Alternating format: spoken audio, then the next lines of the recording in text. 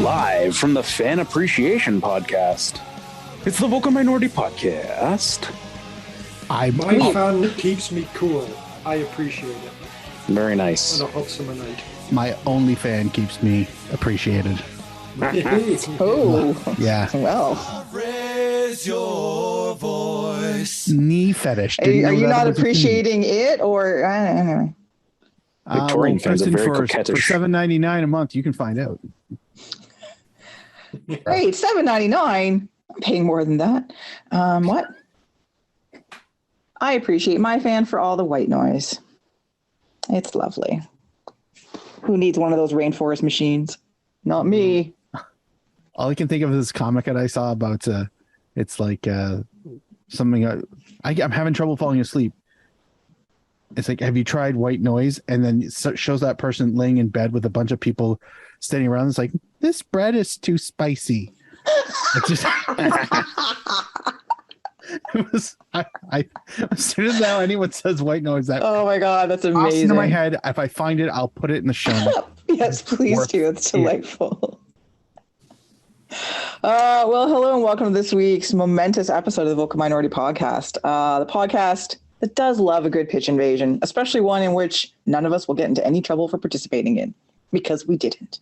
On this week's show, we look back at a playoff-winning Toronto team.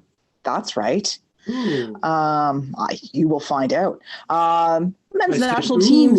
Oh, I thought you said who. No, I said ooh. I said who earns. The men's national team's adventures in Europe. Revisit the Seba question for the gazillionth time.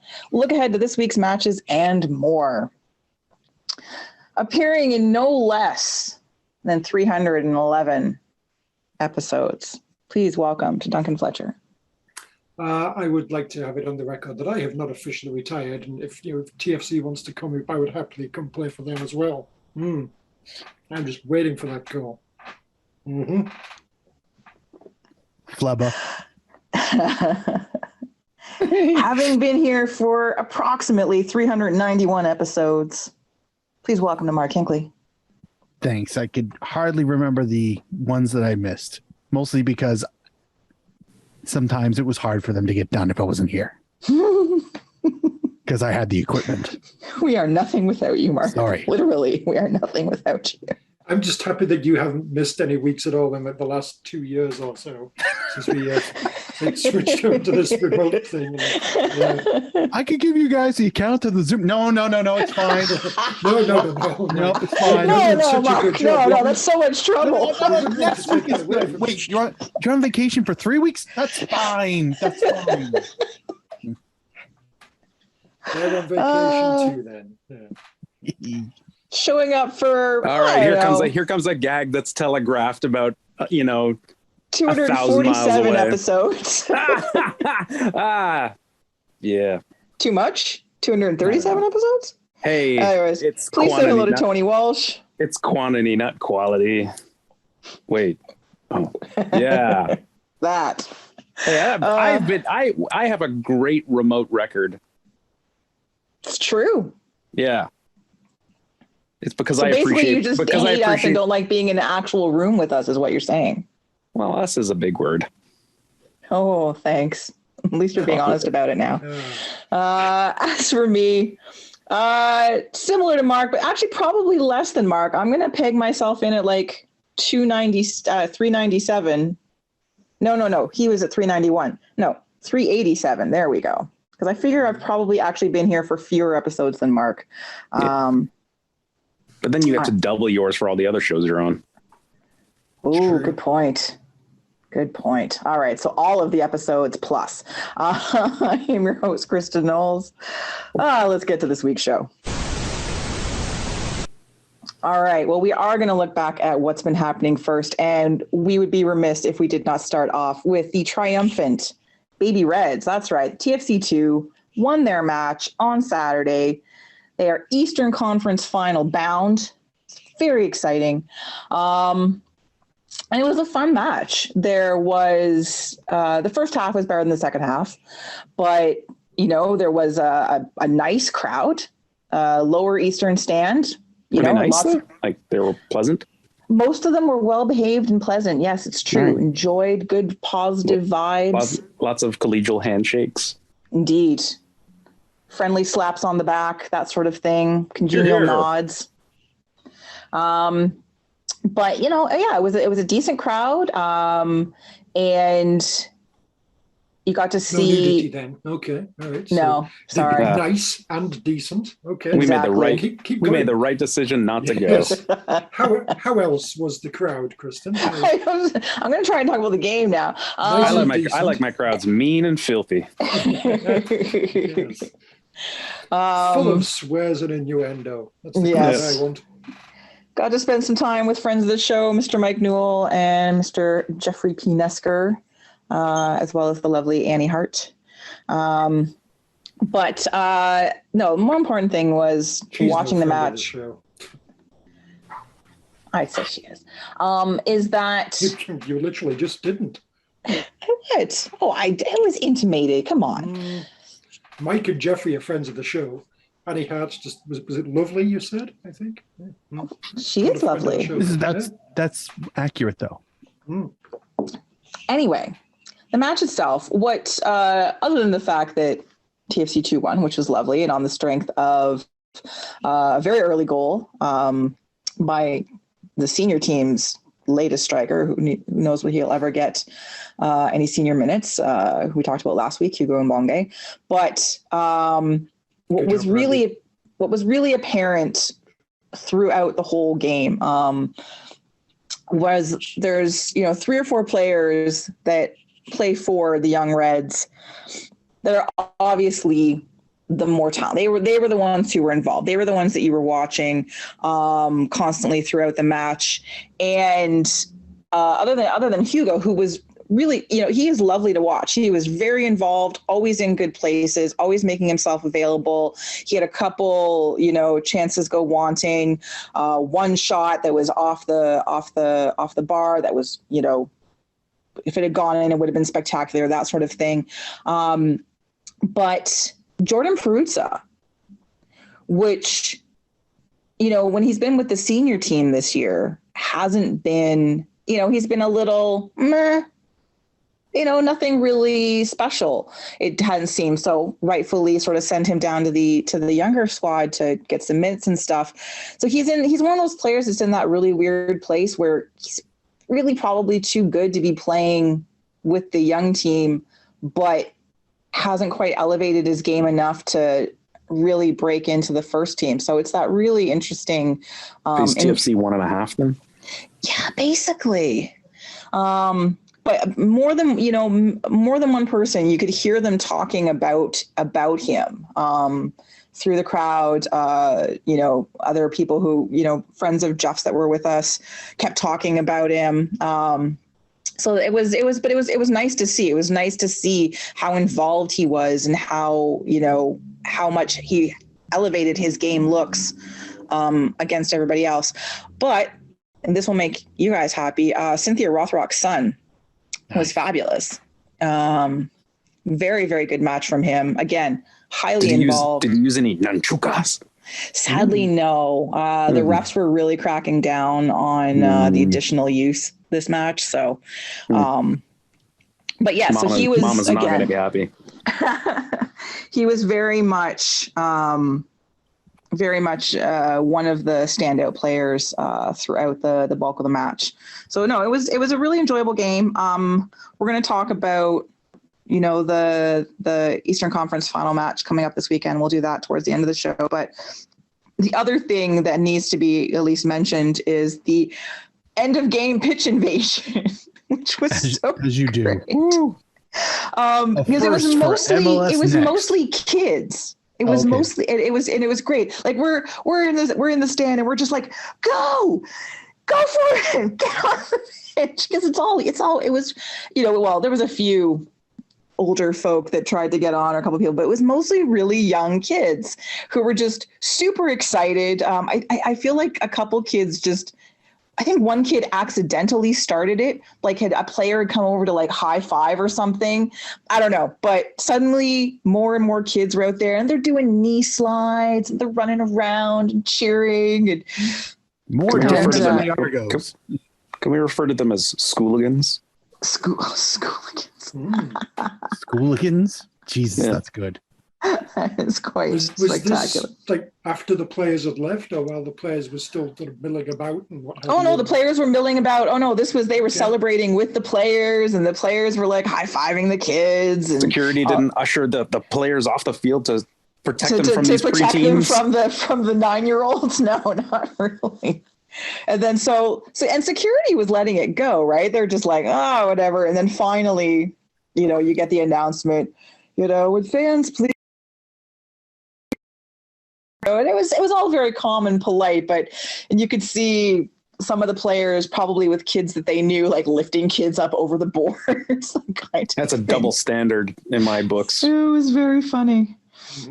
Security's got to do its job. Go out there and be just rugby tackling all of those like 9-year-olds. Take them down. They deserve it. That's what they train for. Yes. 9-year-old pitch invaders turn into adult pitch invaders one day. They just think it's okay because they were never taught different. Mhm. But anyway, it was pretty funny. It was just one of those enjoyable things. Playing the Pokemon, invading pitches. Ugh, the youth of today. Outrageous. Anyways, congratulations to TFC II on their victory over the Snakelets. And yes, little Campiel, just nothing really. We didn't do any research to find out what baby snakes were all week, did we? No, I don't want to because then it ruins a perfectly good name. Okay, I think we need a better name for TFC 2. By the way, like we don't really have Yeah, baby Like, what- red snake. Yeah. Mm. like what is a little red? Like a mild rash? They could be the mild rash.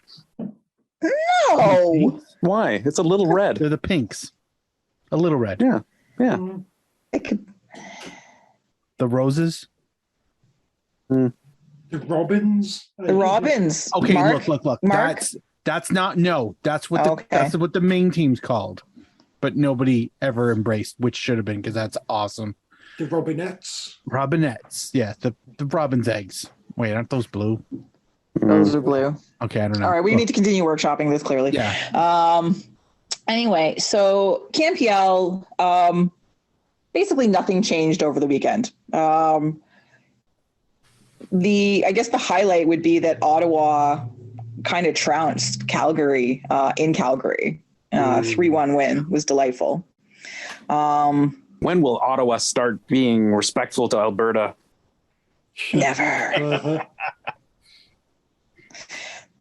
Transfer this payment. But highlighted by, if you have not seen the likely goal of the year by Baloo Tabla,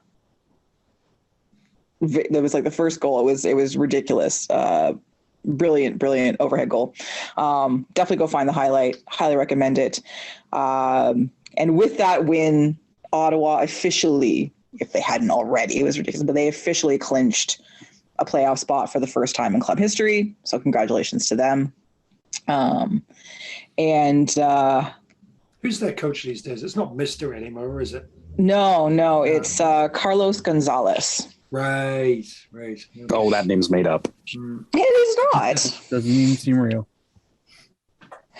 But it's very interesting seeing, like, it's just funny. It's not funny to see them continue to succeed.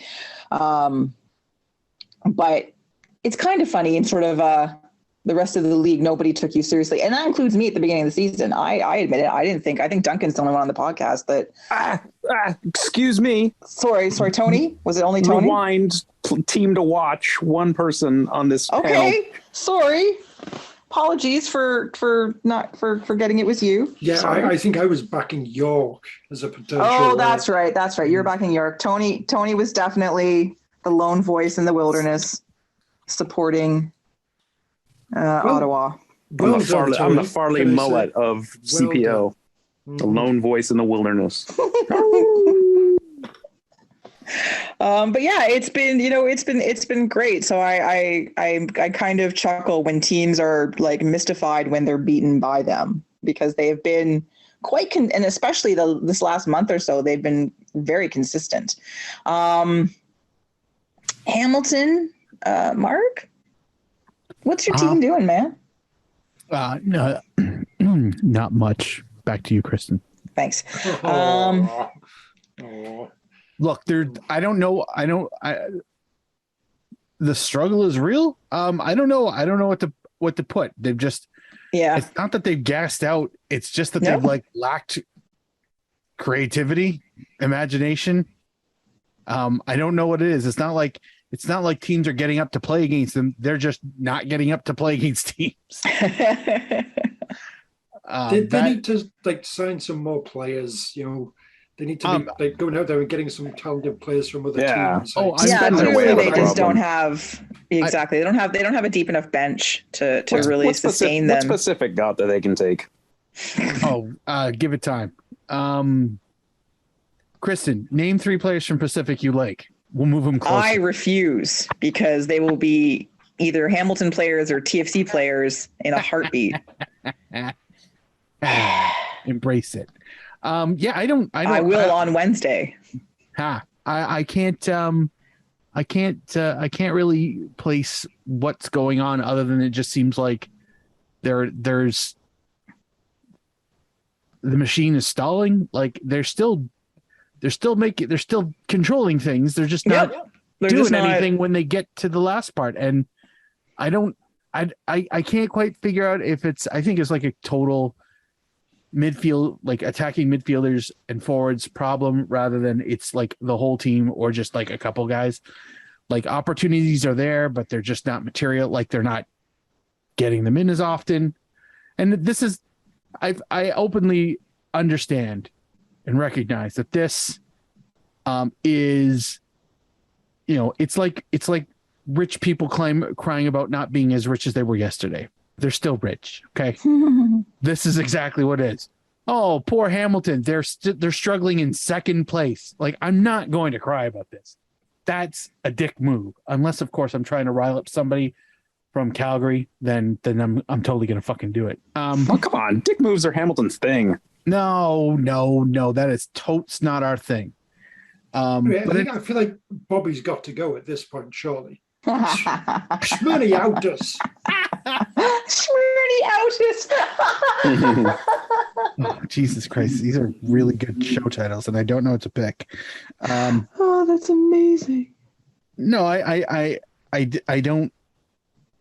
Yeah, I can't place my finger on it. And I feel like, not that they're running out of runway, but they're kind of running out of runway. They've still got at least 3 games. I think it's just 3 games, but they're all at home.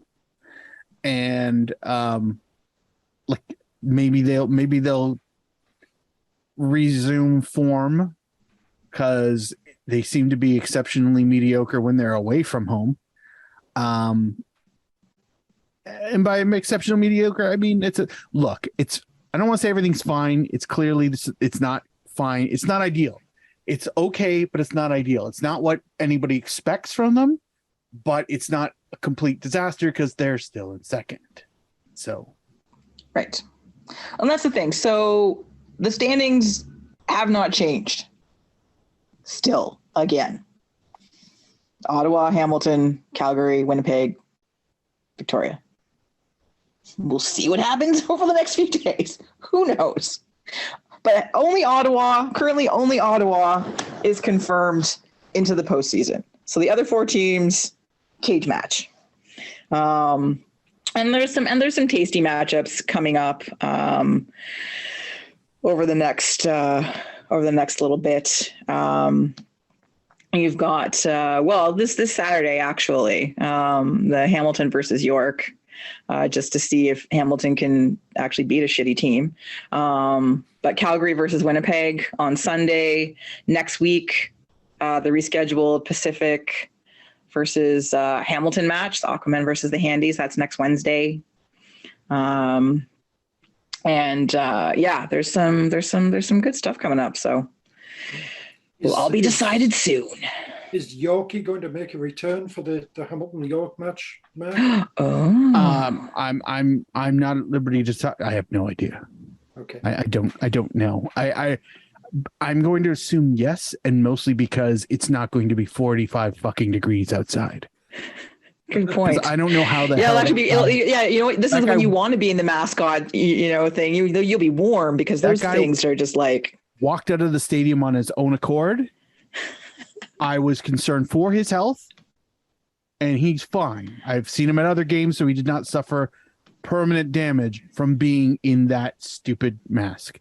And by stupid, I mean wearing it in the heat. Not if that mask is genius. It's fucking amazing. I kind of want an orange version of that mask, and like just then have a contest to what joke we're gonna name it. But anyway, no, I cannot confirm or deny. Okay. Are you coming down for any games, Kristin? Wednesday. I don't know about Saturday yet. Maybe. I will talk to a person about tickets. Yeah, we'll discuss. Okay. All right. The Canadian men's national team has played a couple friendlies over the last few days. And they won one, they lost one. And that's it. Nothing else. No, just kidding. So they played against Qatar on Friday. And not surprisingly, they won. And if you've watched the match, or even highlights of the match, it was pretty apparent Qatar just between the two, just not very good. Now, they weren't like laughably bad, just clearly not as good. And yeah, sure, the scoreline was only 2-0, but honestly, it wasn't for lack of trying by Canada. Canada should have had more goals in that match. There was some lack of finishing, and there was some surprisingly tenacious defending by the Qatar squad. But overall, it was a relatively easy win. No injuries, always a great thing. Got to switch out some of the bigger players, get them some rest. They didn't have to play the whole match, so that was good. I think really the only sort of controversial thing was Jonathan David's goal celebration. Which and it's interesting however you sort of want to like take it or look at it, was that after he scored, he did like a little running celebration thing, looked down at his jersey and he covered the Nike logo. And whether that's while wearing his Adidas gloves, as everyone was very quick to point out. So whether that's, I don't think it's ever mattered that he's an Adidas athlete apparently before. So whether this was like meant to be a not so subtle protest or, shout out about the fact that they don't have new kits. But it was just one of those things, right? It was kind of funny. It was like, oh, well, isn't this interesting? Just a little bit of pot stirring, just a touch, just a smidge. I mean, I would suggest, we all hear the thing of, it takes a long time and, these things are planned years in advance. I would suggest, if Caroline really wanted to go after the villains as to why they don't have a new kit, he should have been covering up his left. The CSA badge. There you go. Interesting. I think those are the guys that clearly had no faith at all that this was going to happen. I'm like, yeah, that's okay, Nick. You don't need to, no, don't worry about it. You'll be busy in 2022, it's fine. We'll take a new one in 2023. That'll be fine. Genius of Earl and whoever. The other highlight for that match is who scored the first goal, which was Kyle Laren, who continues to be a productive and good member of the squad. Blah, blah, blah, blah. No, anyway, you know what? I'm no longer upset when I see Kyle Laren on the pitch. He has been consistent these last couple of years for Herdman, for the squad. That was his 25th goal. Apparently it's a record. So go Kyle Laren. Jonathan David, not too far behind him with his 22nd goal. They were the goal scorers. How many does Dero have? That's what I can't remember. I don't feel like they were talking about, he's past Dero's area or he's tied him. So does Dero have 23? Is that what's maybe? Going on? Can you look while we're discussing? Can I look? Jesus, this sounds like work. I know. I'm sorry. Okay, sure. Yeah. And then there was, like I said, there was a couple other opportunities in that match. Ike Ugbo had a sort of a gilt-edged chance late in the game, but it rebounded, and then Miller, same thing, right off the crossbar. So there's some finishing issues, but 2-0. Apparently Dero has 22, so David tied him. Oh, but delightful! Didn't get much hype at all, but yeah. So now, if you look on the basic internet and everything, apparently, it's like Roz's laptop searched via Microsoft Bing. So maybe this isn't legit, but now Dero shows up in third place in the, which is lovely. Well, there you go. So that was, again, that was a nice little warm up for them, but obviously the match that everyone was looking to and was the true test out of the two, was today's match, against Uruguay. And yeah, that didn't go quite as one might have planned. If you're a fan of the Canadian men's national team, if you're a fan of Uruguay, then it was great. Your team cruised to an easy 2-0 win and barely had to break a sweat. Allowed Canada tons of possession because it didn't matter if Canada had the ball, because Uruguay was just like, oh, look, transition defense. Nice try. It was an interesting thing to watch. It wasn't a terrible game. And I actually think this is one of those matches that are really important. Like you don't want to see your team lose, but it was very clear that Uruguay was the better side, and we all knew that going in. But it was very interesting to see that when Uruguay wanted to just like turn it on, it was like nothing. It was effortless. And while Canada did some good things, and second half was better than the first half, a more focused attack. Also, Uruguay didn't have to do as much, but they were happy to cede possession because they knew they could just take the ball away from them pretty much when they wanted to. But they got some nice shots in. Set pieces still obviously an issue. But again, it was finishing because there were some opportunities and there were some scuffed chances where, Laren didn't take a shot, or Alphonso Davies was trying to do way too much, even while being one of the best players on the pitch. And he was great to watch.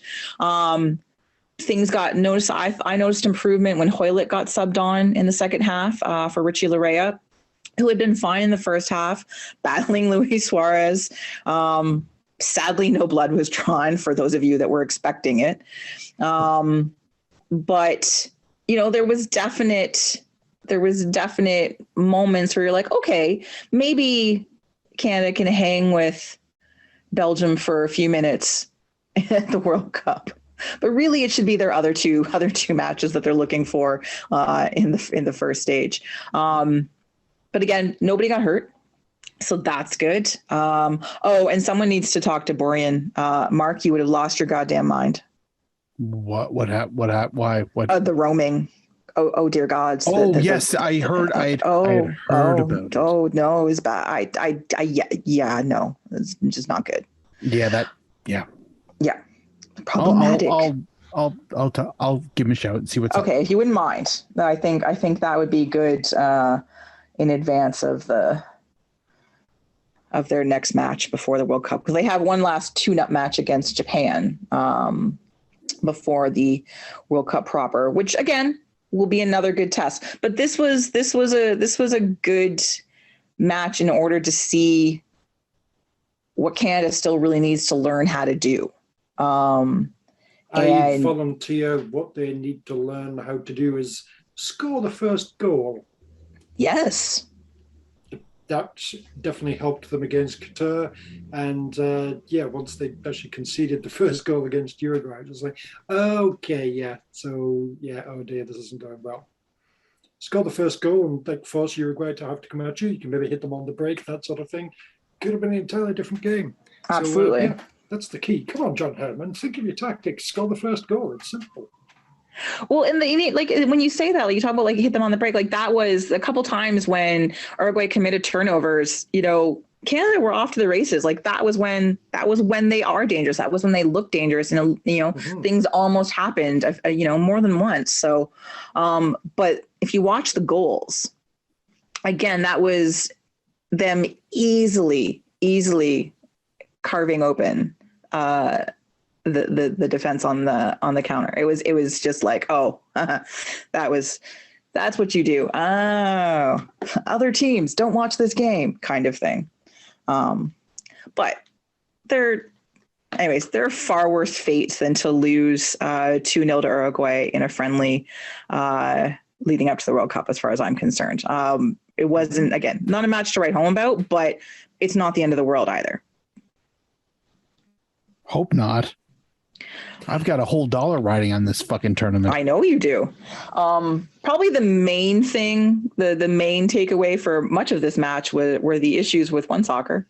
I know that'll shock everybody. Everyone, if you didn't go searching for another stream through, other means, you missed the first 16, 17 minutes of the match with just we're experiencing technical difficulties. Now, get it, technical difficulties happen, but to me, where the failing lay was they didn't communicate at all via their socials. They didn't try to go back to the studio. They didn't even put out any tweets or anything saying, hey, we're really sorry, we're working on fixing this.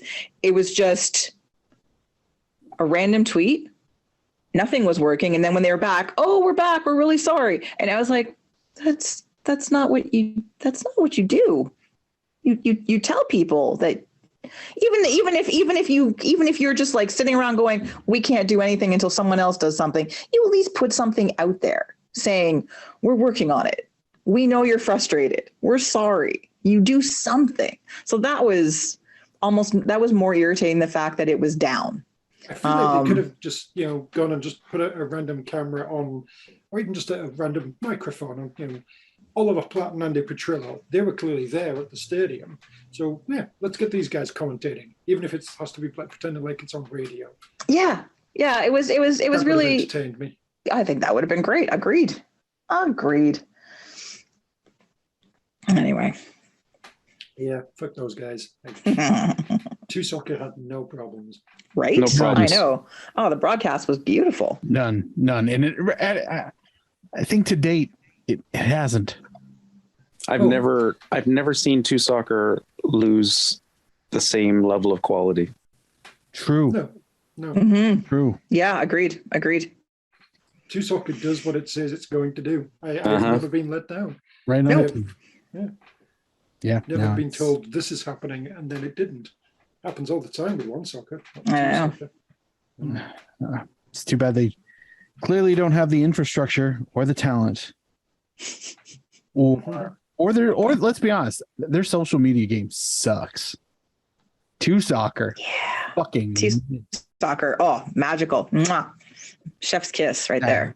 That guy, friend to Micronations. Yes. So I have retweeted. I think I retweeted. Not under contractual obligation. Yeah, no, two Soccer superior. It's incredible. It's incredible for how little they charge too. It really is. It's a bargain. Like it really, Even uranium level. Well, I mean, the bundle. I forgot that you could bundle until I saw. Like that's value. That's a value add right there. Only a rumor. I've yet to hear of anybody actually get sick. But it is, good value. Gets glowing reviews, especially at that level. Why wouldn't you bundle? Who doesn't want a bag of hair? Exactly. Coming into winter, like, come on. It's perfect. All right. Well, let's move on to some things that we're talking about. And we are going to talk about Sebastian Javenko. again. Ooh, I've heard of that guy. So the other day, there was an announcement, by Seba on Instagram and all over the Twitters that he was going to be involved with or is involved with the Juventus Academy here in Toronto. I love that movie. The guy makes the noises with his mouth. Hilarious. And, it was like a big deal. Lots of social media chatter about it. He's joining his former team's academy and, it's up in Vaughan, all these things. It's very exciting. What makes so much sense. What an obvious partnership. His other former side, he lives here, was very excited. So he had posted all over his social media about it and was very excited to help them advance and develop and do these things. Right. And, suddenly, Sebastian Javenko is retired. That's it. He's doing this academy thing now. Clearly, he's not going to play anymore. Or so apparently the Toronto Sun said breathlessly. Seba did not like that at all. It's hilarious. This is SmackDown. He was displeased. This article by the Toronto Sun is inaccurate regarding my retirement, as they did not speak to me, and I never said that I was retiring. In fact, I have always made my vision clear, which was continue playing soccer with a return to play for Toronto FC. And Seba, I've never seen a former player try so hard to get signed by his old club. Like, he's consistent about it. Like, I give the guy credit. He desperately wants to play for Toronto one last time. I'm not sure why. But he does. My partnership with Juventus Academy Toronto is an investment and a position to oversee the player development. If Toronto FC would like my services as a player, I am more than happy to return. Thus continues the Sebastian Javenko saga. I'm sure that there's got to be a League One Ontario team up in like Vaughan, Woodbridge. I mean, there are a bunch of them. There's got to be at least one of them that would want him. Okay, look, I wasn't going to say anything, but Forge might have a new signing on Wednesday. And Kristin, you're really going to like this one. I mean, I thought the other ones were... What's your number, Kristin? What's your squad number? What's my squad number? Yeah, what do you wear? Oh God, I used to wear 15. Be quiet, okay. You two. Well, we will see. We'll see if somebody's wearing 15 on Wednesday. Yeah, I wore 15 and I wore 23 for some weird reason. I don't know why. Anyway, what? But That's original. Yeah, right. At least it's a prime number. But it just the whole thing amuses me, but it's like how quickly he was like, I'm not retired. But I am now actually surprised that TFC haven't signed him to like a 6-month contract or whatever. Do you know what I mean? Like just all right, fine. Seba, here, have some money. Come play for us for whatever, for some goodwill. You can retire as a Toronto FC player, whatever. Like But like, what do you think it's going to happen? Or is this is it too desperate now? I mean, okay. So what I would love to know is, what does he think he's going to get out of signing for them? Like monetarily, he went from making $8 million a year to making whatever the hell the Saudis were paying him. A lot. And then to zero because he didn't play for anybody else.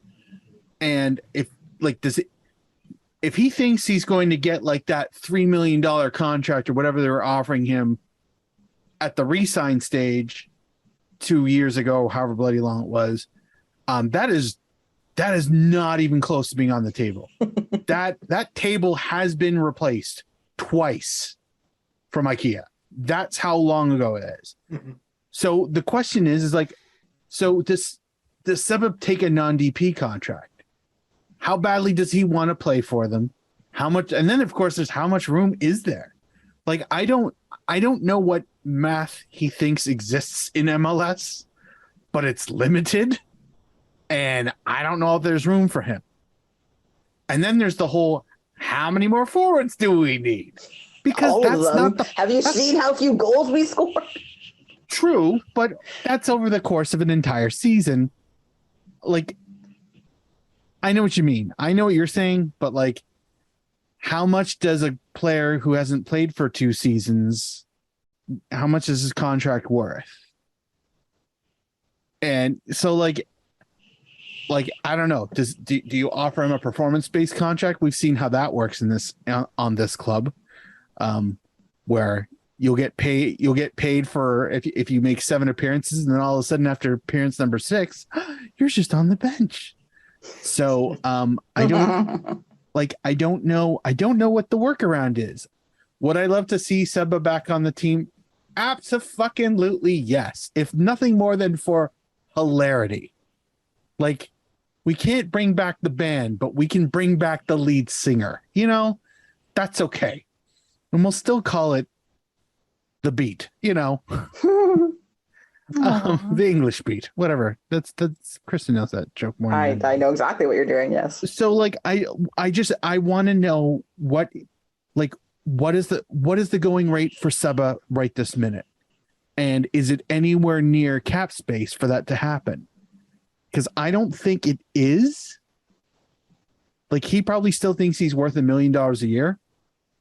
There might be teams in MLS that'll pay it. Toronto isn't one of them.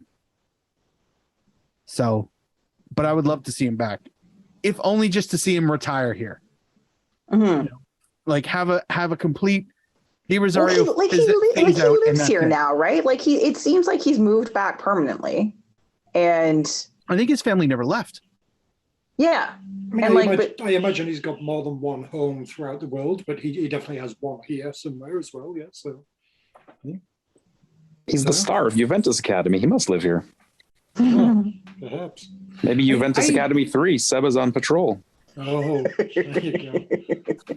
I would like to see him in that ambassador role. You know, let's kick Dino out, give Seba the job, and he can, if and when they win like the Voyageurs Cup or something in the future, he can go up and jump on the platform with them like Diro did and what have you. He could be that guy. Then we all get to see Seba. We don't have to see Diro anymore. Win-win. So you're just looking for a Diro replacement system here is what you're looking for. You just want the next. Okay. Yes. Yeah. That's short-sighted. He's 3 apples high. How is he going to jump up on the stage? That's a good point. Stool. I'm going with stool. I was thinking like piggyback or something. See, this is already labor intensive. Diro can do it all by himself, as he did for a few seasons. Yep. I know that's not how it works in pro sports, but there's a part of me wishes that it would just be like a Toronto FC would just outright say, no, we are never signing you again. Like, maybe in a not so mean way, but like I want this. What's that? It's not me, it's you. Yeah, kind of. Well, not even. It's not me, it's you. It's like no, we like this can't happen. Like it just can't happen. Like even if they just said there's no cap space, we can't afford to give up an international spot.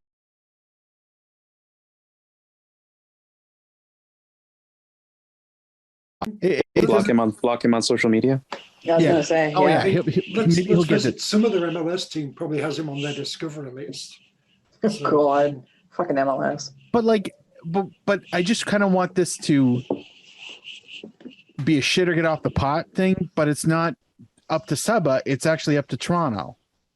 So I would like to see Toronto kind of be decisive one way or another. Yeah, like just even with under no prompting, like it could be one tweet, it could be one graphic that's air quotes signed by Bill Manning, where he doesn't even have to mention Seba. It's just like there's no room for international spots.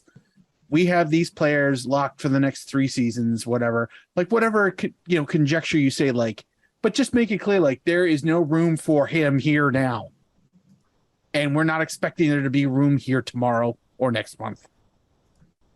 because I would like to see him play again. I'd rather him see in Toronto. Hamilton's nice, but I want to see him play. And if it's not here, then I want to see him play somewhere else. Mostly because I want to see if he still has it. Fair. Yeah, I'm on board with that. Yeah, well, I don't know. I keep saying it's never going to happen, and they sort of make noises like it's probably not going to happen. But then, I sort of feel like suddenly out of nowhere, they're just going to be like, you know what? Let's fucking do this. So, but again, I've never seen a former player so thirsty to join their old squad. It's hilarious.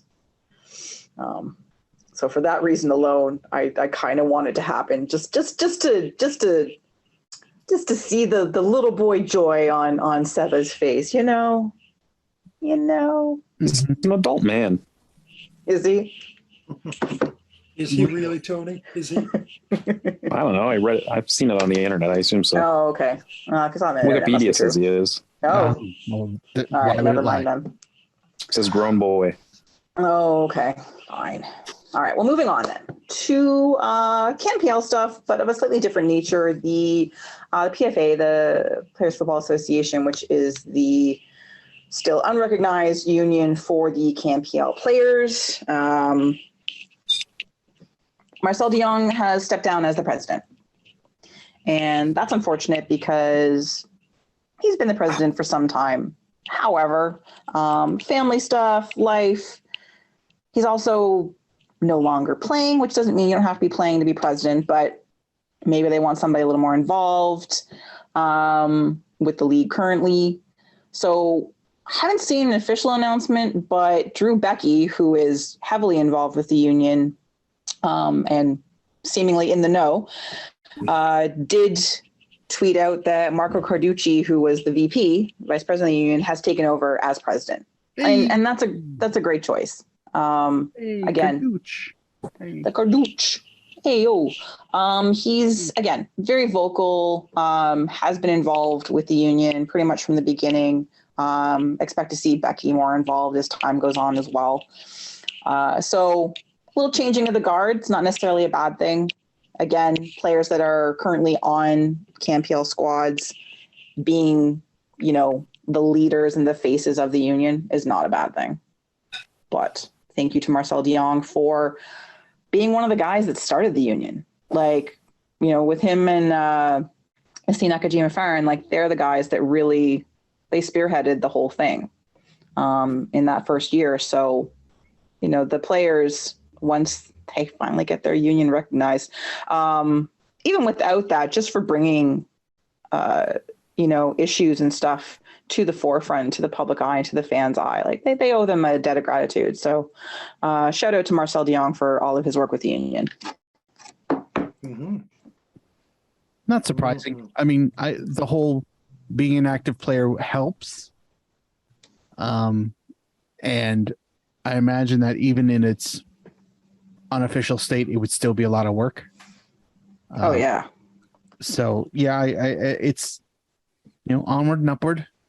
And I don't mean that just as lip service and conjecture. I obviously we want to see this get done, and as long as it moves forward, then thank you for your service, sir, and we'll see you at the game.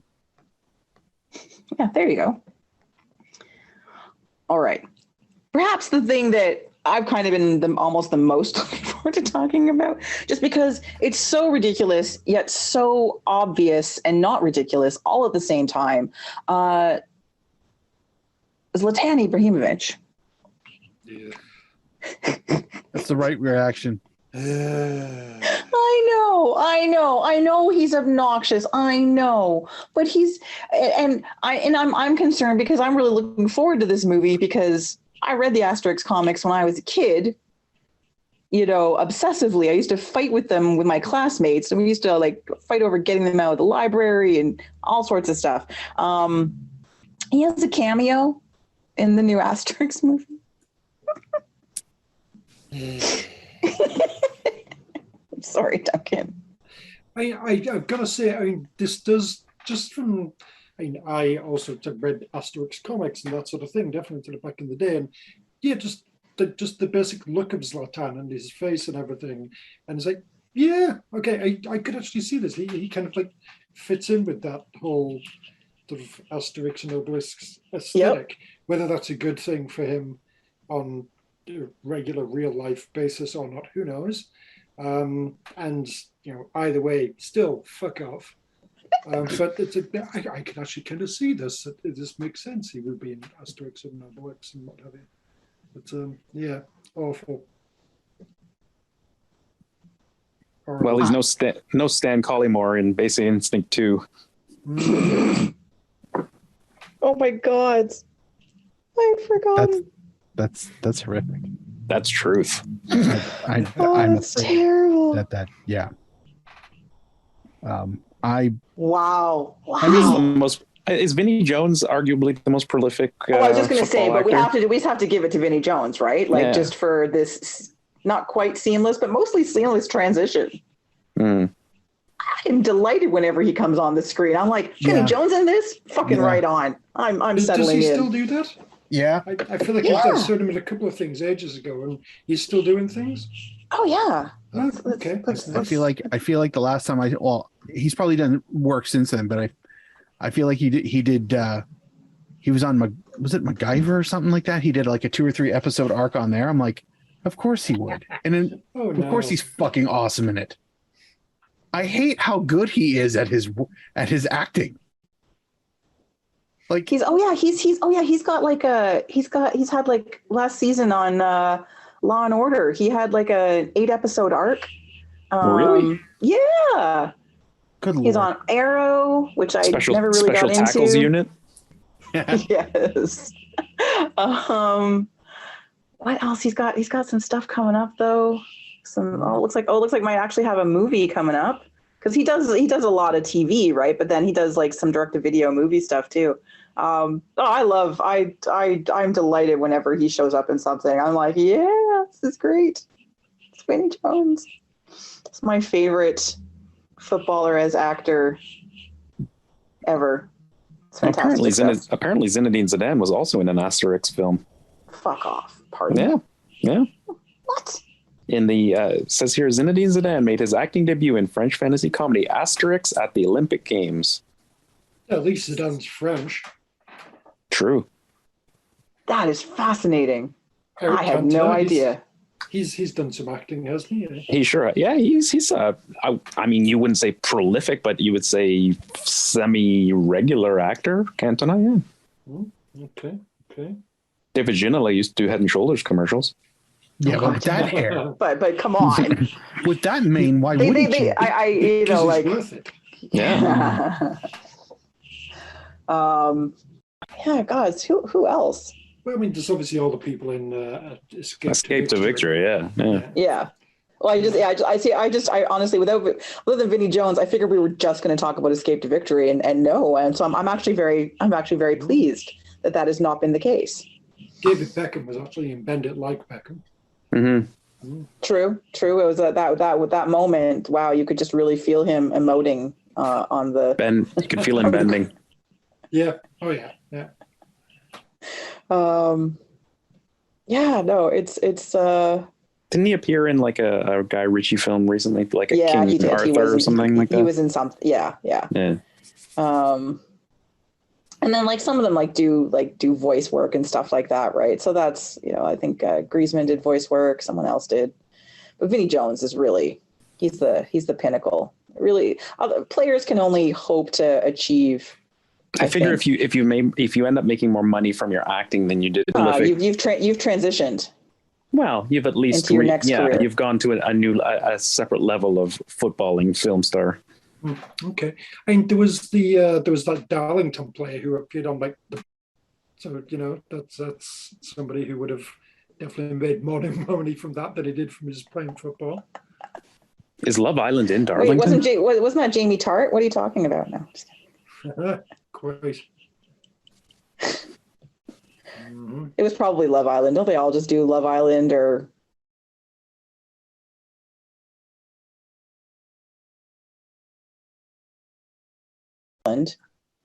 Fuckboy Island. Yeah, there's a show called Fuckboy Island. Yep. Can you get a ferry boat between these islands? I just assume that it's all the same island. Is it like being in Greece and you just like go from island to island?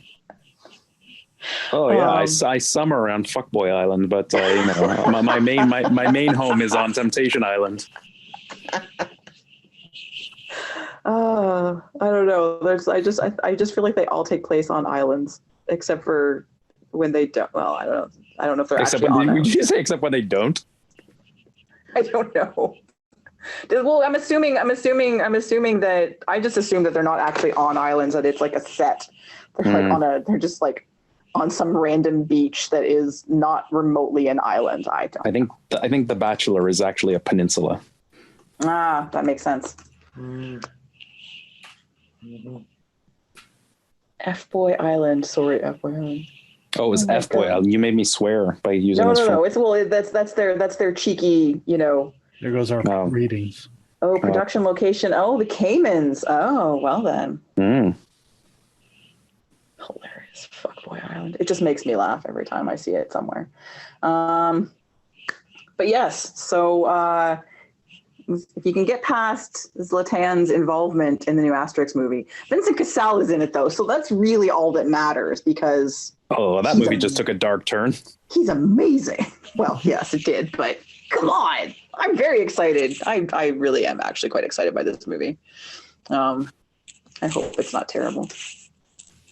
Please don't let it be terrible. But the Zlatan and Asterix thing? Yeah, well, I'm going to just... Well, if you just ignore the Zlatan part. Yeah, this one, who's I don't know who's all in it.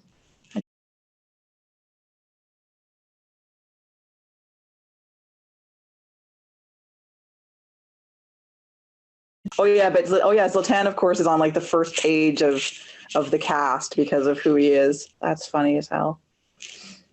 Anyway, comes out next year. There you go.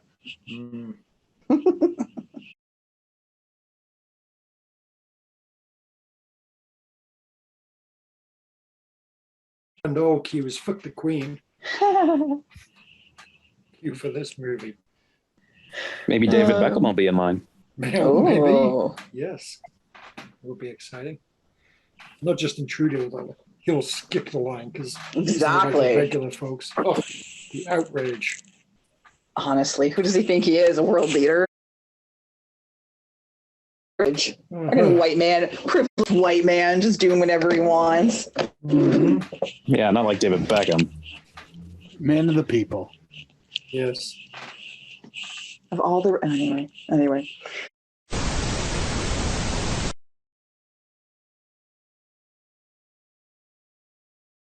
We're still recording? Yeah, we're still recording. Oh, okay. Just checking. Yeah, we have to do the look ahead now. So we're gonna look ahead to what's happening. What's happening? So we mentioned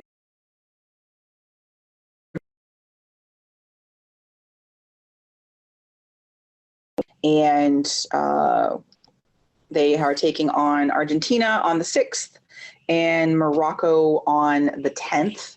So magnificent. I said magnificent. Yes, it's lovely.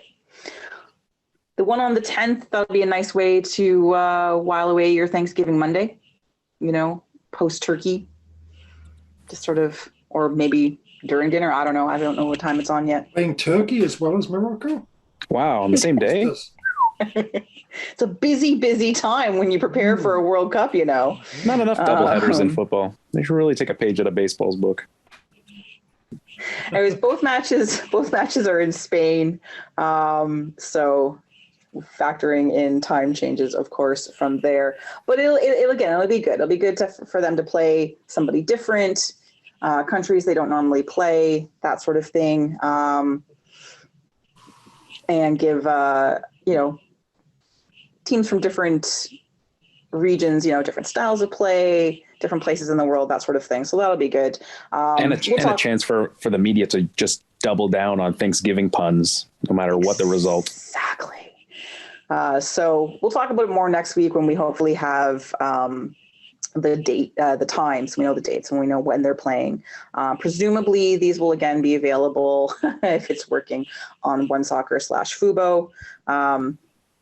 But I think this is a good opportunity, something a little bit different for them in terms of preparation for the World Cup, and gives Bev Priestman a chance to continue to evaluate, squad rotation heading into next year. Good chance to also strike a psychological blow against Morocco to establish some, sort of soccer superiority ahead of the men's game. Obviously, get in their heads now. Yeah, the whole nation. Just fuck them up. Yeah, just fucking crush them like 6 or 7-0 or something. That's just this is what our women do. Imagine what our men are gonna do. Yes, exactly. This is magnificent planning. Well done. Good coordination between the two squads. They don't always seem to speak as one, but this is good. Obviously, there's been some collaboration here. It's excellent. Duncan, you're our Spanish correspondent. When's Spanish Thanksgiving? No sé. Sí. Yes. Nice. Claro. All right. Exciting match of the weekend. There's two teams. Like, goodness, there was like an American. I mean, they're like Christopher Columbus and everything, so they've got to surely get on board with, hey, our guy went to America and things worked out. It's got to be tied into that somehow. That's why you're the Spanish correspondent. Yes. Coming up this weekend are not one but two TFC related matches. We're going to talk about the exciting one first, which of course is TFC II in the Eastern Conference Final versus the Columbus Apprentices. Boo. Boo. They're learning their trade. Yes, they're learning it a little too well. This will be a difficult match for the Young Reds. So Columbus have been far and away the best team in the Eastern Conference for MLS Next. They clinched the top spot very easily. They've won their matches quite handily. They've been on a winning streak. Now, out of the last, the two teams have only met 3 times. Shocking, because this is a brand new league. So, but over the course of the season, Columbus won the first 2 matches, 2-1, 4-2. But the last time they met, in July, 0-0 draw. So that was good, and that was sort of through the summer and into fall was when TFC II really started to, be cohesive and have some good things. But again, Columbus has won their playoff matches and their recent matches with lots of goals. And part of that is due to one very particular young man that plays for Columbus. And if you're a TFC fan, and you may have complained about this a few months ago when this player got signed and basically given to Columbus, and that's Jason Russell Rowe, who has well, I think they just said, sure, you can. I don't know if was it a loan? Did they just say, did he just get signed by them? I actually can't remember. I think he's been loaned to them.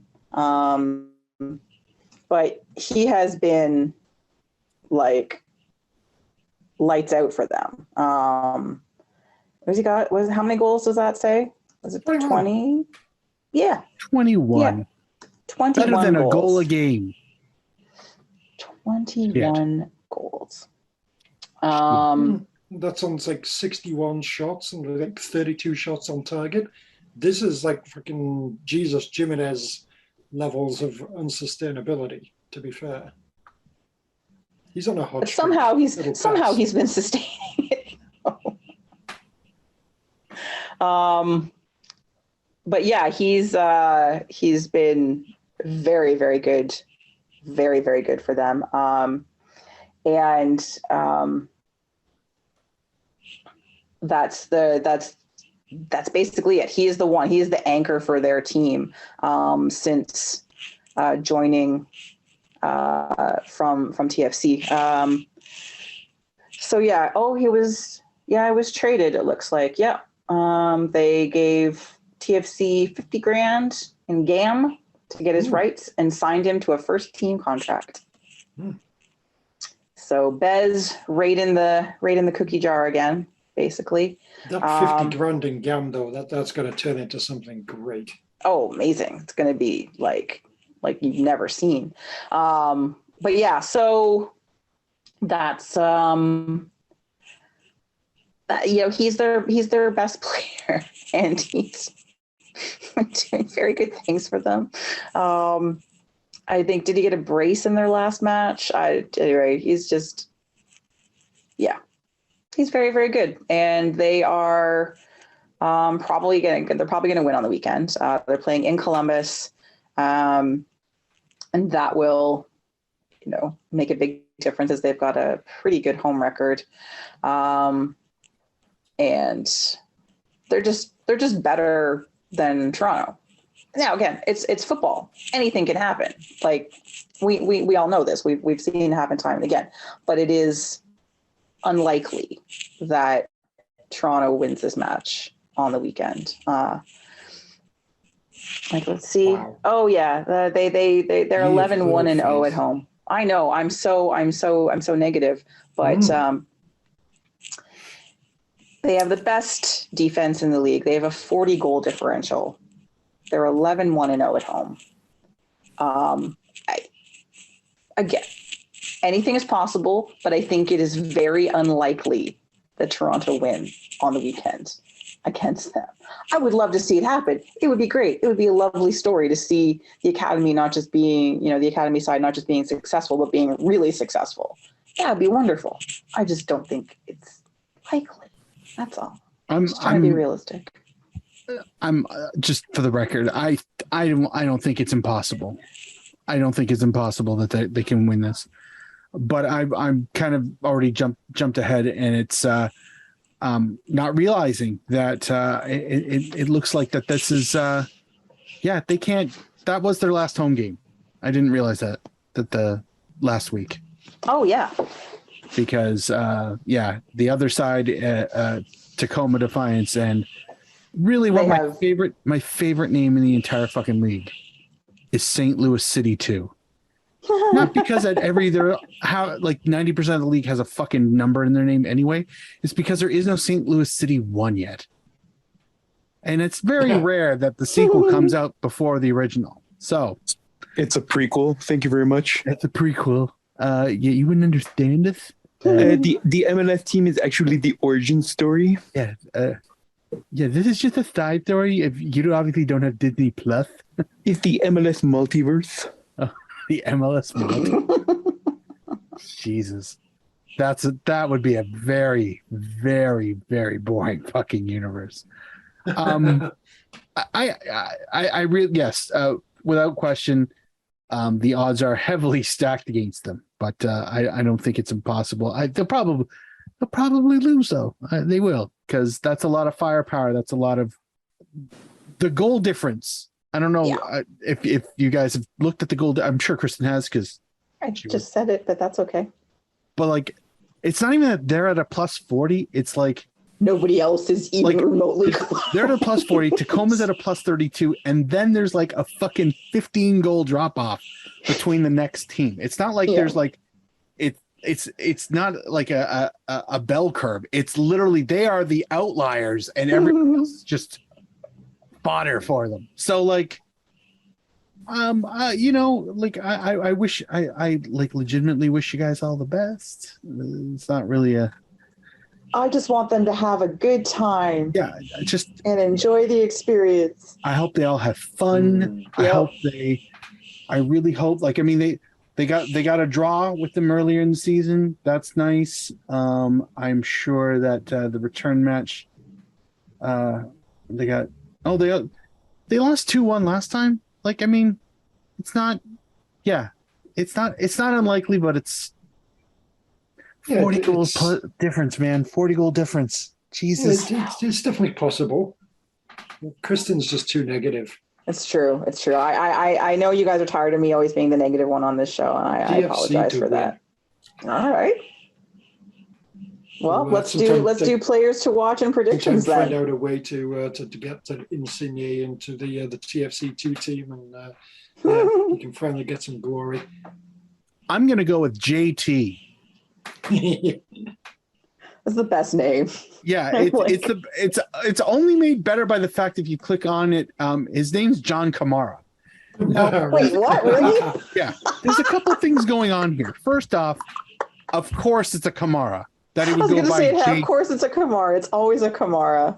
I really do appreciate MLS Next Pro's like the He's depth, pint size. the depth. Yeah, he is 5'3". He is diminutive AF. But my favorite part is his preferred side of the pitch. Unknown. Position detail. Dunno. Like, thanks for even putting these fucking fields in the database if you weren't gonna put anything in them. It really is like it's really like this feels like the facade of like a pop-up shop. You spent all the money on the fucking signage, but there's nothing inside the store. So but yeah, JT, who's naturally John Kamara, who got the number 10 for a guy who's had one start. It's really impressive. Really impressive. They must have thought he was going to be the shit before Mr. 21 goals showed up. So,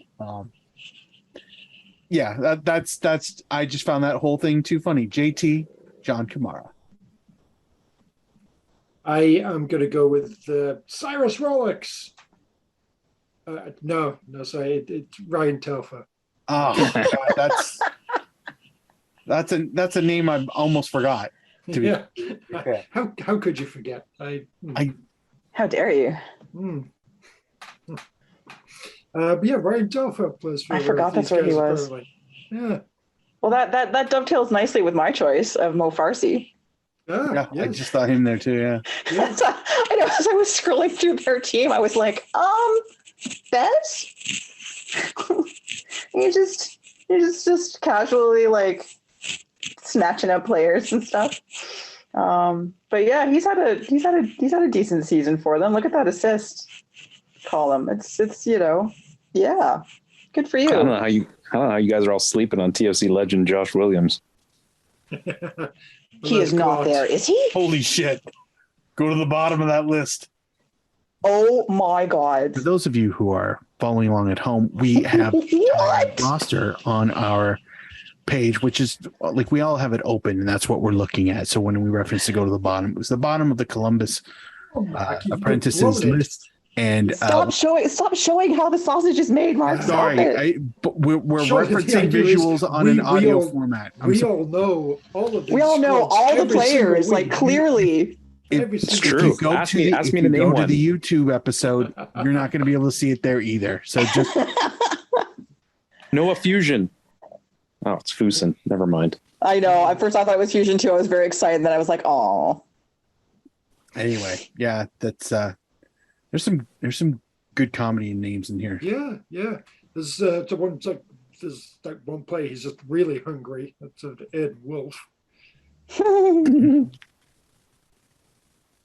Micheletto, I see a little Micheletto on the pitch. Yeah. And I guess he's only played 5 games and only played 28 minutes within this game. So I guess he's probably a future captain of the team. But what's his name there? Zion Scarlett. He's got to be the captain eventually. Now that's a name. I'm digging Mr. Weekend himself, Stephen Tufor. Ooh. I mean, it might be tougher or tougher, but it's 2-4. So That seems, and then Swery, I'm just assuming is Swery. So naturally. He hasn't played yet, but he's just biding his time. Well, shit, fuck. Of course he hasn't. Oh God, he's a baby. He's 18. Jesus Lord. Yeah, How does this surprise you, Kristin? That's what this team's about. I know. wonder they're good. Next, Kristin, not now. Next. Mhm. All right. MLS Predictions for this likely loss for the Young Reds, except for Duncan, who is the most positive person of all of us. 2-0 to Toronto. Woof. Yes. Gentlemen. I predict the introduction of the baby Trillium Cup. It's just a pot with some sprouts. Yeah, it's like a bulb. 2-1 for the mild rash. Oh. Wow. Cinnamon hearts. How about that? Does that work for this team? Those are pretty red. They're small, but they're small. That's They're true. spicy. They're small and they're spicy. Yeah. I'm gonna go. I'm gonna go crazy. 1-1. Advance on penalties for the Cinnamon Hearts. All right. I love you all, but a hard fought, but 2-1 win for the apprentices. I was really hoping you were like with that build up. It was hard fought, 6-0 loss. Like, well, yeah, that would be hard. That would be Kristin.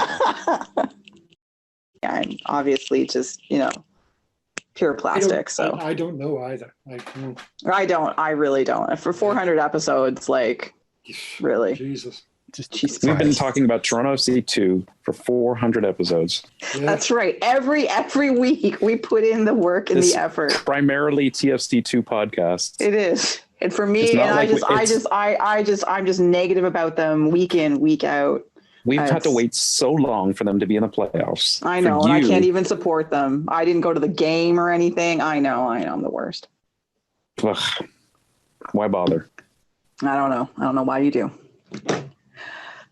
All right. Friday night. Friday. TFC have their final home match of the season versus the Miami Vice, aka the Return of the Paws. Sweet release. Apparently, it's fan appreciation night. Woo! They just keep saying that with no details. I keep seeing tweets and stuff in emails and stuff, and it just says, "Ooh, fan appreciation night." And I'm like, okay, what are you? How are free you handshakes to appreciating the first this? 20,000 people through the gates? Oh, nice. Wow. I hope it's So as good as I'm- Greek night was. The play- little, Yeah, the Yeah, players are going to just lie down on the pitch and in a way that they spell out. It'll be- But I when wouldn't Tony have- I Tony wouldn't have- Pepperoni's gonna fly into the stadium on Bitchy the Hawk. That's if that Oh. doesn't happen, I don't feel like appreciated. like a Falcor sized Bitchy the Hawk, Sure. Yeah, because like but just a regular sized hawk. Tony Pepperoni can still handle that. Yeah. Yeah. I He's very still like to nimble. hear more about sort of Tony's sort of Greek night tie-in idea. Well, remember interrupted that. I'm very sad. Where did No, where do you, did that do, you go? remember, do you remember back in the day when they had those very God.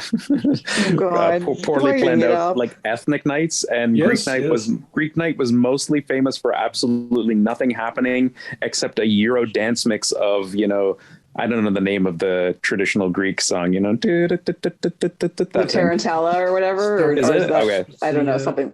Topless. Oh, Topless yes. has to be Greek. Oh, very good. Very Yeah. good. Good shout. Oh yeah, Yeah. What country was the accent night? That was Was Scottish night? Scottish night. Yeah, Yes. Yeah. Well, there was a Scottish accent competition. I don't know if it was. Oh yeah, no, Oh. but it was on a different night. You're right, because it was because of one of the Was it on sponsors or was it on something. what- was it Really on Welsh night? offensive. Was it Scott's Turf Builder or something Yes, stupid that like sounds that? about right. Yes, and it was during I thought you were- halftime, but it wasn't. Oh my god, yeah, it was so bad. Fucking I thought you were going to say terrible. Scottish accent night was on Welsh night. I don't know. It was just terrible. Like what? What do you mean? Welsh night would be amazing. The hello competition. Hello. Well, Carl Robinson would come back just to judge that. Yeah. I'm against any contest that Tony wins just by default. You've been practicing for at least 200 of these episodes. Total ringer. Well, Welsh I can't hello even say probably, Catherine Zeta-Jones properly without thinking of your voice. Welsh hello Surely probably that's- ranks just under hawk caws as most common audio on this program. That is actually probably a factual thing. That would not surprise me at all. Anyway, so We need a slow motion loop at the end of this episode of all our greatest like moments, like things like that going by in slow mo. I will remember you. Are we dead? Are we calling it quits No, after we're 400? not Is that dead. what's going on? Oh wait, I thought this was the last one. no, stop doing that. I thought we were going out on a medium. No. Oh. Season's not, dude. Do we have a World Cup coming up? We have things to do, man. Come on. I just figured you'd cover that on one of your other shows. Well, probably, but Probably. I don't want to leave you guys alone. But other than yes, I like if the players would spell out thank you, that'd be great. I would love that. But I'm just assuming that we're getting yet another new hat. It's like the Stacy doll. But what kind of new hat are we getting this year? A bald cap. Finally. with Kia on there. Yes, with Kia on the back. Naturally. Like you Kia got Kia tattoo. tattooed on your head. Kia tattoo. Yeah. What kind of hats do they wear in Italy? Because that's the kind of hat we're getting. An Italian one. Oh, I guess good point. depends What's what an party Italian you're in. hat? That's a good question. That's what I was asking.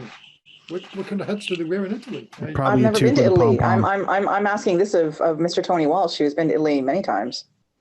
Yeah, but it depends. I guess depends on where in Italy and your profession, maybe. Let's go with stylish in Milan. What do they wear in Milan, Tony? I would assume that would be some kind of like stylish men's kind of fedora-ish thing, wouldn't it be? I don't know. With the jaunty scarf, I don't know. It's fashion. Okay.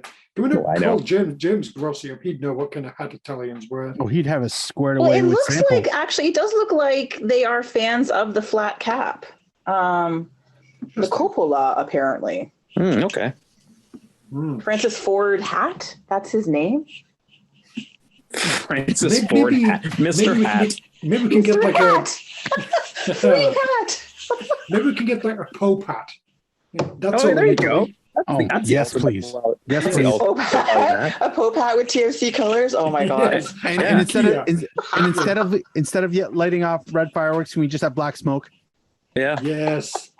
We'll just Well, have here. every time smoke rises from the whatever the sign in the north stands, I just assume we've elected a new They've pope. elected a new formation. I hear Kia makes an amazing Pope mobile. Oh yeah. Yeah. Oh my god, a TFC branded pope hat, please. Please. Yeah. That would be delightful. Maybe like foam fingers, but making the classic Italian gesture. That would be fun. All right. So matches at 7:30 on Friday night. Through their storied history, 5-hole matches, Miami has basically beat up on Toronto. They've won the last 3 encounters, including that 2-1 win in August. And Pozuelo out for revenge, I'm just assuming. And they're currently in the last playoff position in the Eastern Conference. So fighting for their playoff lives. The top 3 in the conference have clinched, but Pizza Rats, Orlando, WKRP, and Miami Vice are all still, any one of them could drop out. It's an 8-team mushy middle right now, although the T-Terrorists and Charlotte are probably unlikely. But anyway, they don't have a great road record, so that is in Toronto's favor. They're 3-10-3, and their goal differential is as bad as Toronto's. They suck at defending. So there's potential there. However, they have won their last couple matches, but they were on a losing streak before that. So who knows? Really, the question is how many goals is Paz going to score? And will the team be respectful and welcome him back? No, they shouldn't. Fuck that. Next year. They can welcome next year. Thoughts? Why do they have to disrespect him now? It's not like they're playing for anything. Well, I guess when Vinnie was here, we were still technically playing for something. Fair. So then expect to see a moving video tribute to Pozuelo is what you're saying. I'm not saying you need that. No, fuck that shit. It's not like he's, Jesus Christ, no. Just put an old D-row one on. I'd rather watch that. Right, Duncan? Yes. Ready to go. Yeah. I believe most of us are going to this match. Yes. For the first time in I don't know how long. And is it scheduled to rain? No, not the last time I looked. Let me look right now, Duncan. All right, then Duncan, I will check regularly just for you. Definitely cold and rainy. No, don't say that. Scrolling. Rawhide. Oh, beautiful and sunny. Not even a mention of rain. Currently zero probability of precipitation for Friday. Delightful. It's a night match. There'll be no sun. Well, still clear. That's just science. And not rainy. The sun will still be lingering before the match around kickoff. All right, well then, Tony. for this momentous occasion, player to watch, then yes, you can say Pozuelo. It's fine. Well, if his video is going to be on the screen, it'll have to be him. I know. I'm going to say Harvey Neville. Oh, that sounds made up. Maybe Romeo Beckham. Who knows? Is Romeo Beckham available? He's listed on the squad there. So he's got. Let's see how many is that. Neville? 0. He's got no appearances. It's Neville's grandkid, I presume. Wow. They couldn't even call him Neville the second. I know. Outrageous. Breck Shea. Yeah. Oh, fuck that guy. He's so punchable. I'm going to go with Bryce Duke. What a name. Yeah, because I can't think of a more suburban white kid name. Seriously. I mean, I could. The league's got a whole bunch of them and everything. There's so many. It's true. This league is good for that. But of course, he's from Casa Grande, Arizona. Of course, he is. Yes, so, Casa Grande, big house. I had seen his picture and I saw B Duke, and I was his name's got to be Bo. Even better. I wasn't going to check anything otherwise. So you're saying he's called Bryce. That disturbs me a little bit. It's a shame. Yeah. So this one's for Duke is what popped into my head, so I had to pick. Oh God, yeah. Because I've seen the G.I. Joe animated movie within the last year, so that's why. That's why Harvey Neville represents Republic of Ireland internationally. Does he really? Oh, that's interesting. Well then, huh? That is quite the slap in the face. It is. Born in Manchester. Yeah. Well, he's a under 19 Republic of Ireland international, but oh, I don't know. Sounds traitorous to me. Yes. I said Breck Shea, didn't I? I did say Breck Shea. Yes. Duncan? I think I picked Harvey Neville, but that's right, you did. Of course you did. There is probably just a failed TFC trialist, Jovan Jones. I see on the squad there. Poor man's he's still somehow around. Yeah, I'm going to go with poor man's Alfonso Davies, DeAndre Yedlin. He's played a lot for them apparently. For whatever reason, well, never mind. It's alphabetical. That's why. So why is he right at the bottom of the list? It's alphabetical. No, it isn't, because like freaking Higuain is at the top. Yeah. So why the fuck is Yedlin right at the bottom? I don't know. Because I was as I was scrolling, I was like, oh, he's right. And then I was like, wait a second. I think it's alphabetical out of all the people that have scored 0 goals. Oh, I think you are correct. How it started being filtered here was just based on goals, and then for a tie in goals, it's alphabetical. So anyway, yeah, DeAndre, he plays a lot, and he's yeah.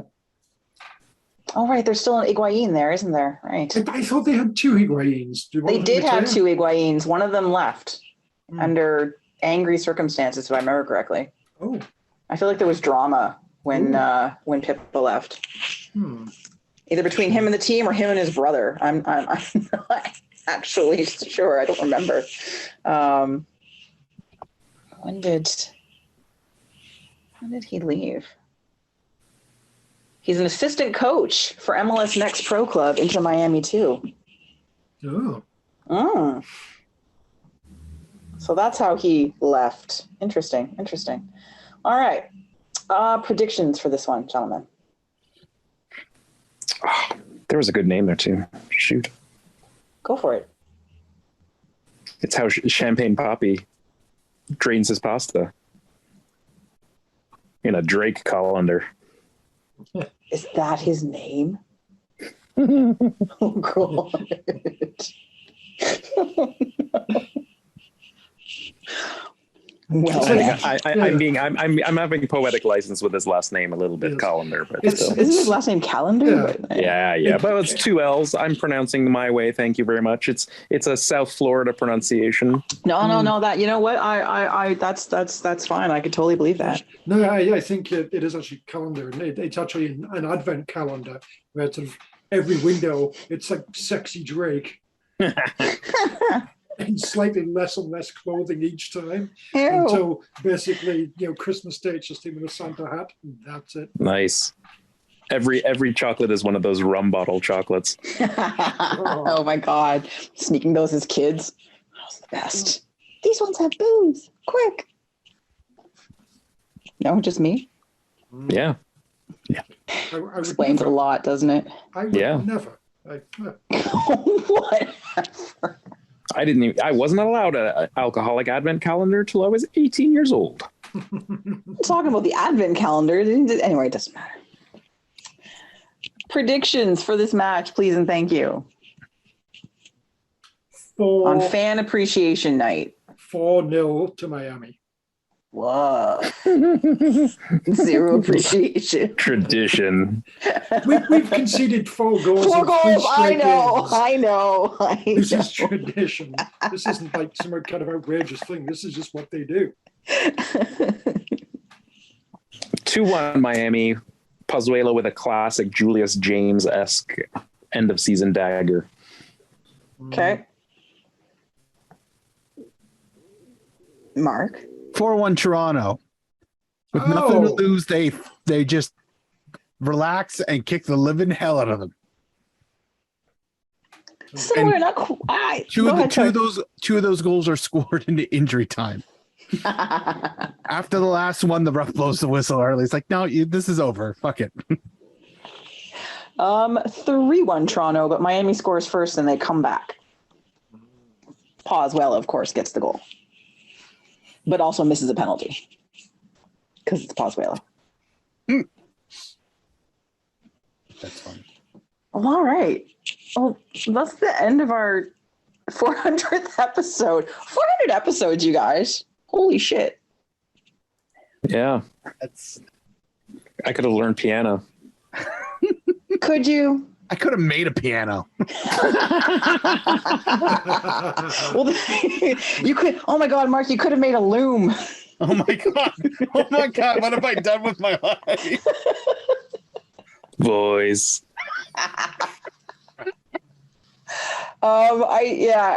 This one sort of crept up on us. We weren't paying nearly as much attention as we normally do to these anniversaries of ours. I mean, it didn't help that we started with episode 26 because I know I didn't think we'd get to 50.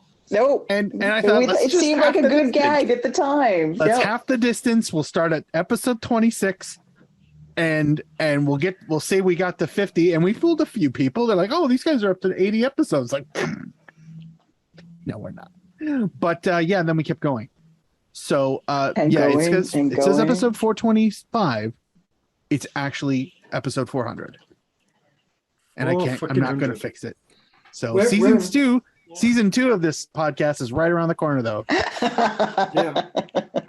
We are practically like the queen at this point. So when we die off, it's kind of like we've always been here. Yeah. You know, like really, what is it being like a Canadian soccer fan that listens to comedy podcasts if you don't have us, really? I mean, yeah. 10 days of mourning through the entire internet when we die off.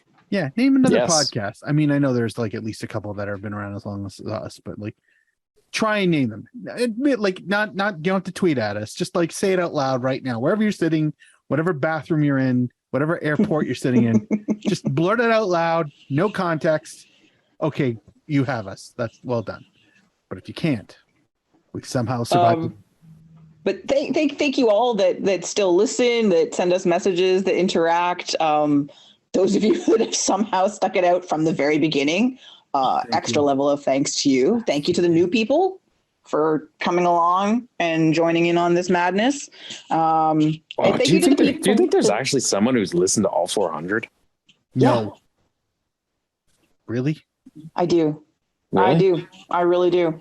Wait, when you if you're out there, you tell us. I want whoever is listening. Okay. Hello, listeners. We're not going to test you. We're not gatekeeping this shit. No.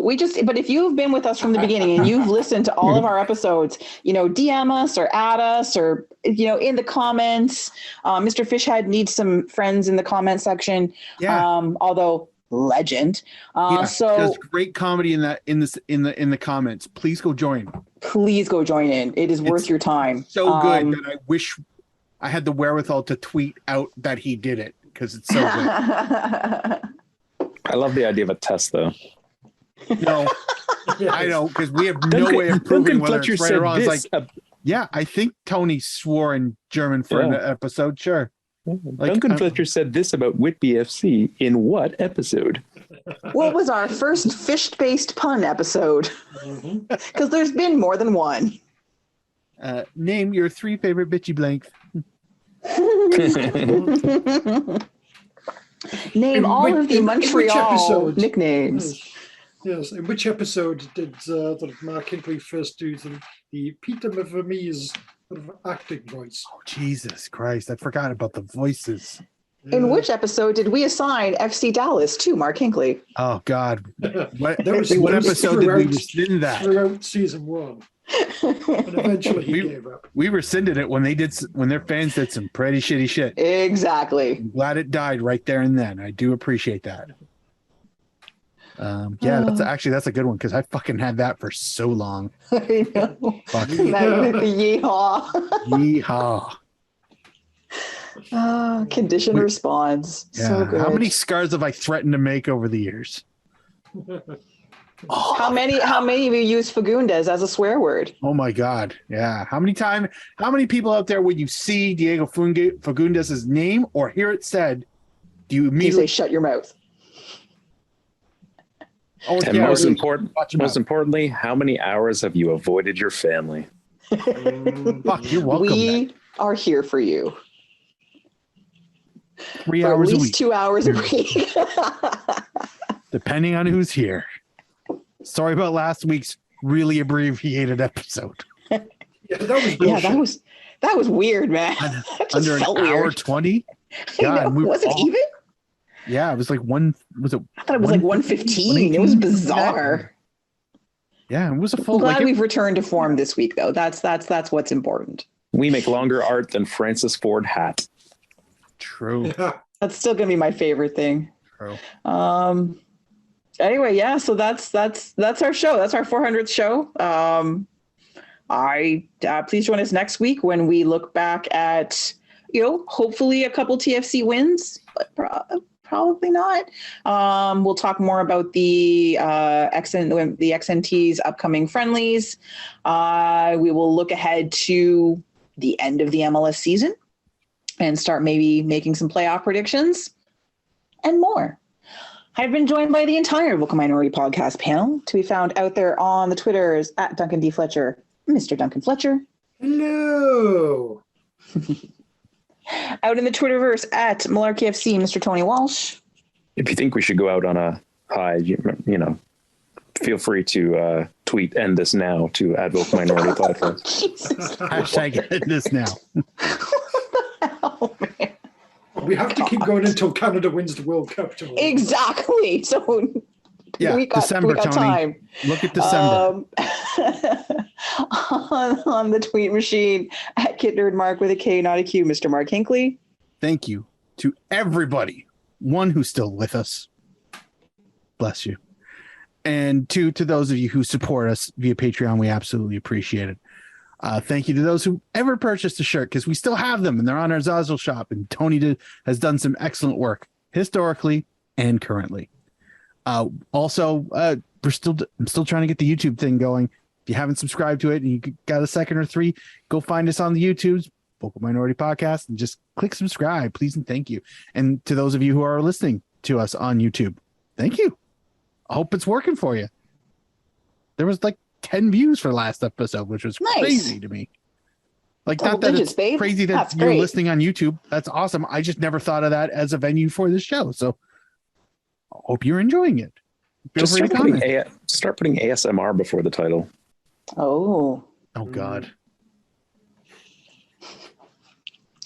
No. As for me, you can find me on the internet, yes, the entire internet, at KZ Knowles. I've been your host, Kristin Knowles. And until next week, Canada, get used to it, because we're always going to be here. If they're not used to it by now. Yeah, we got nothing for you. Maybe 400 more Therapy. episodes.